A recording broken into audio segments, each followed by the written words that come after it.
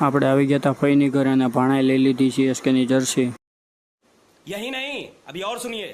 તો હર હર મહાદેવ, કેમ છો? આજના મિની વ્લોગમાં તમારું હાર્દિક સ્વાગત છે। અને આપણે થઈ ગયા છીએ રેડી થઈને આપણે જવાનું હતું ફઈના ઘરે। જેની લઈ રેડી થઈ ગયો હતો કેમ કે એને જવાનું હતું કોલેજ। પછી તો આપણે આવી ગયા હતા ફઈના ઘરે ના ટેણી આપણે રમતી હતી રાસ, કેમ કે એને ગરબા રમવા બહુ ગમે છે એટલે એ ગરબા લેતી હતી। ફઈના ઘરે થોડું ઘણું કામ હતું, એ કામ પતાવીને આપણે પહોંચી ગયા હોસ્ટેલ પહોંચીને તો મેગી તો પેપ્સી ખાતો હતો, પછી એને વ્લોગમાં લઈ લીધી। પછી તો હું મેગીને ભાણો અમે ત્રણેય નીકળી ગયા હતા બહાર જવા હતું, કેમ કે ભાણાને લેવી હતી સીએસકેની જર્સી એટલે મને કે મારા એરિયા મેં કીધું હારું હાલ હું આવું। પછી તો જોઈ તો દેશ રસ્તે થોડું ઘણું ટ્રાફિક હતું, એને થોડું કામ વિડીયો લઈ લીધું તો આપણે ત્યાં। તો પછી એમટીએસના સ્ટેન્ડ ઉપર દેખાઈ ગયું હતું આપણને એલજીનું બોર્ડ, અને પછી આપણે પહોંચી ગયા એ સ્પોર્ટની દુકાને, સ્પોર્ટની શોપ ઉપર પહોંચી ગયા અને પછી ભાણાએ લઈ લીધી સીએસકેની જર્સી। ભાણો કે જર્સી તો લીધી છે તે કે બતાવી દે 7 થાલા ફોર અ રીઝન, મેં કીધું હારું હાલ બતાવી દઉં। પછી એણે બતાવી દીધું 7 થાલા ફોર અ રીઝન, કે ધોની ફેન હો।